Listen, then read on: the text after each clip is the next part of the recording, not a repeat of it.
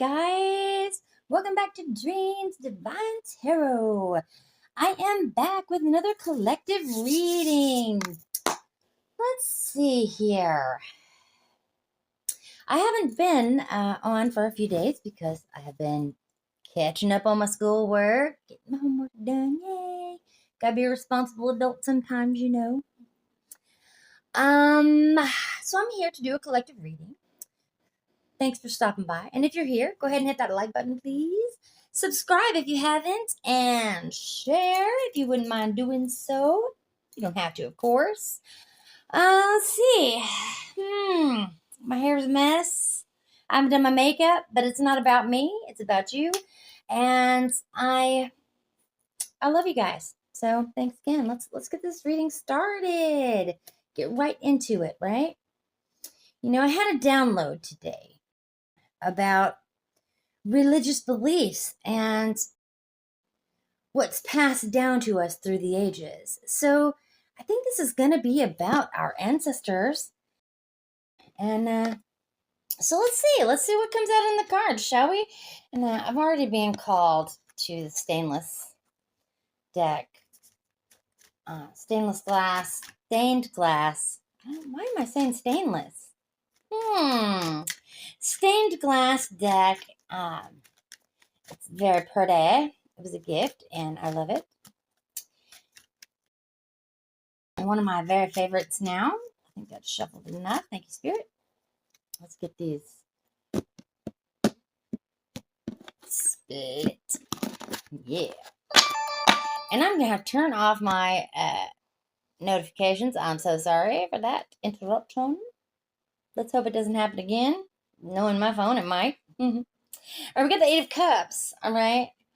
This has a lot to do with choices, but to be mindful of those choices that you're making, because some of them could be illusions. Some of them are illusions, obviously. If you've got a lot of choices, and here he has eight. He has eight cups to choose from, and not all of them are going to be viable options. You know, just know that, okay?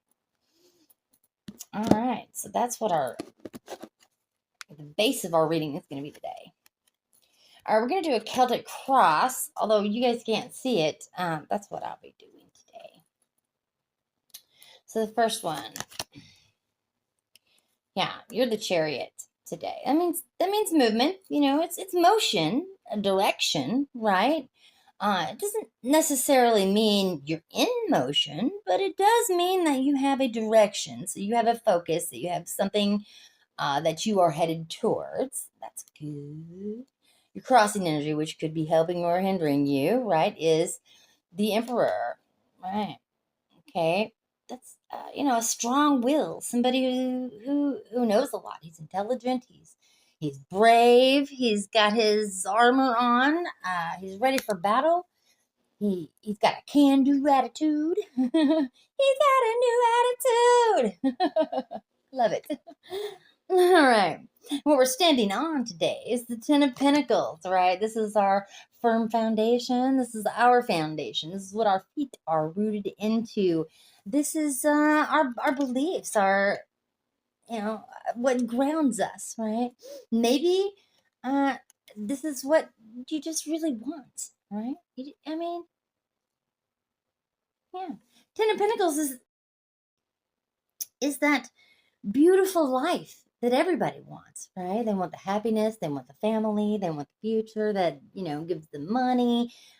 They just want to be in a place where they're the most happy that they can be. But it also suggests that you be careful that you don't get complacent in that the things that are around us now can be that Ten of Pentacles for us. So that's an idea to remember, keep on your mind. Behind you, yeah, you've come through a lot of unknowns, right? There's a wild side to you. There's a tame side to you. I always talk about that with this card in particular, because they're both howling at the moon, right? Or they appear to be howling at the moon. You can't really tell by a card, right? But it's a picture. They're both looking up at it, right? And maybe this dog is looking at the wolf like, you know, hi, wolf. You're a lot bigger than me, and you're crazy. That appears to be behind us. Maybe we're figuring it out. You know, since it's behind us, since it's in the past, we've this is things we've discovered already. They were unknown, and now we know more about it, right? So what we're reaching for is the Empress. This is above us, right up here. We're like, I'm gonna do it. This is our goals, our aspirations. This is what we want to do, right? This is our life goal, period. I love it. The Empress suggests a grounding, uh, very good natured, motherly, loving, caring, graceful, nurturing, nature kind of thing, right? What I love that that's in the position of what you're aspiring to be. I love that. All right, next is the Wheel of Fortune. This is in front of us. Yes, okay, this is change. This is ever changing, right? This is our this is our life.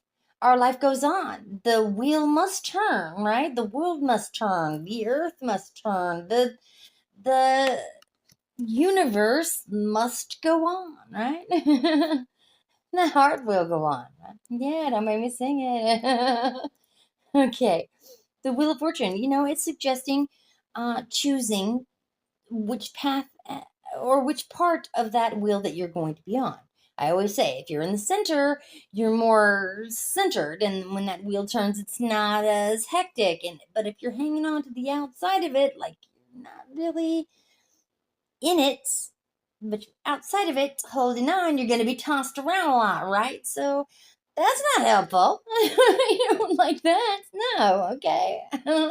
How many of us feel like that? Like that we're being tossed around by life instead of controlling it ourselves, or at least having some sort of control over our own lives. All right, you can be honest. It's okay. All right. All right. And how you see yourself, the Queen of Cups. Yeah. An emotional being, someone who has control over her emotions, who has conquered, how to feel about things, taking it in stride, understanding her feelings, knowing that the heart is important. And, the wings obviously is about spirit and people in tarot. All the people represented in tarot cards is a spiritual team, like an angel or a guardian or a guider of some sort. Anyway.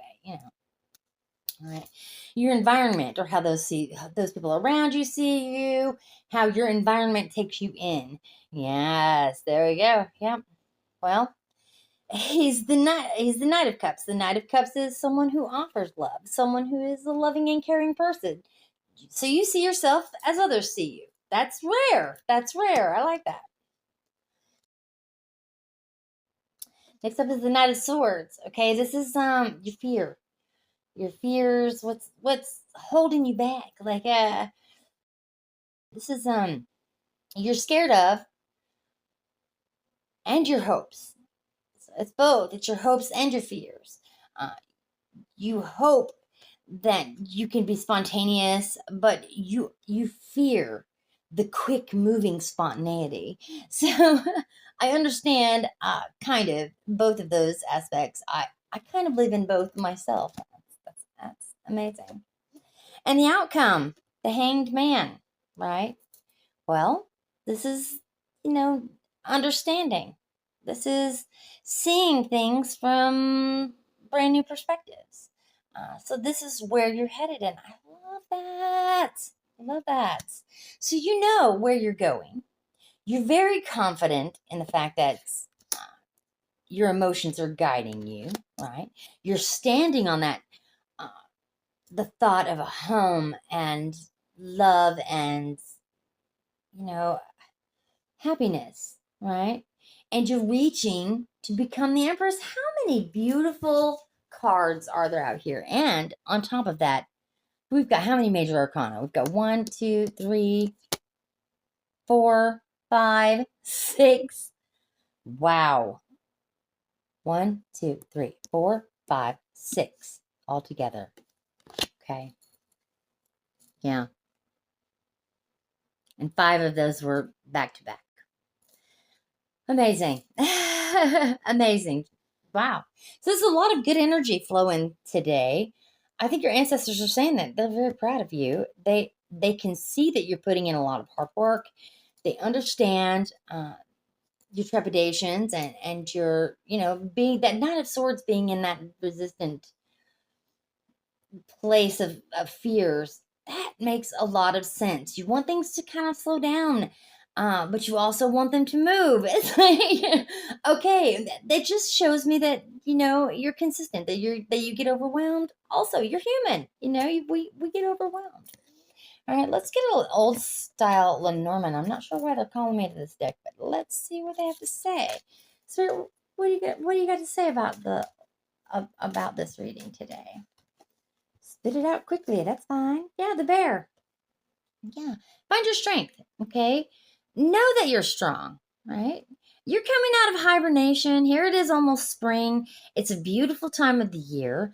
And you got this. Yeah, this is what they're saying. You're confident. You're strong. You're protective. You can be alone too, and it's okay. It's a good skill to have, by the way. Yeah. All right. I want to look at the 6th house. The 6th house in astrology is here's what Google says about the 6th house. It says that it's often overlooked in favor of more glamorous houses like the 10th for career and public image, or the 7th, relationships and partnerships. But if you found yourself drawn to understanding the 6th house, you might be looking for deeper insights into your daily life, work habits, health, and karmic lessons. Okay? Is the house of health and work. Okay? I'm getting this information from otterspirit.com. So if you're interested, this is where I get most of my astrology stuff if I want to know. The 6th house in astrology, often referred to as the house of health and work, is associated with our daily routines, physical health, and work environments. It represents the tasks and duties we perform regularly, our approach to health and fitness, and how we manage our day-to-day responsibilities. So it's got a lot to do with our daily routines, right? Our daily life routines, emphasizing the importance of structure and order. It's got a lot to do with our physical health. It governs our health, well-being, and habits that support a healthy lifestyle. It's got a lot to do with our work environment. This house is closely tied to our work life, including our job responsibilities, work relationships, and service to others. And it's got a lot to do with personal growth, which is what our reading today is about. So the 6th house encourages self-improvement and personal growth through discipline and routine. In the birth chart, the 6th house sits between the 5th and the 7th, obviously. It's one of the 12 astrological houses that divide the sky into sections, each representing different aspects of life. The planets and zodiac signs that occupy the 6th house in your natal chart significantly influence your approach to health, work, and daily routines. So I encourage you to check my description because there is a birth chart in there. So if you want to know where you sit or where the 6th house sits in your astrology chart, in your birth chart, check that out below. All right, let's get one of these also. Oh, she's flipping them out. All right, we've got transform. Yeah. Wow. Man, it's so hard to see these because it's so dark. All right. I don't know if you can see that, but man, that's dark. I transform. I welcome intense personal evolution and growth. I shed old layers like a snake loses its skin. I uncover hidden truths using psychology. Death and regeneration is my favorite pastime. Pluto, I feel your pressure and I hear you calling for my transformation as I engage in deep thought in my dark house. Passionate transformation. That's the 8th house. I like that. I like that card a lot for this reading.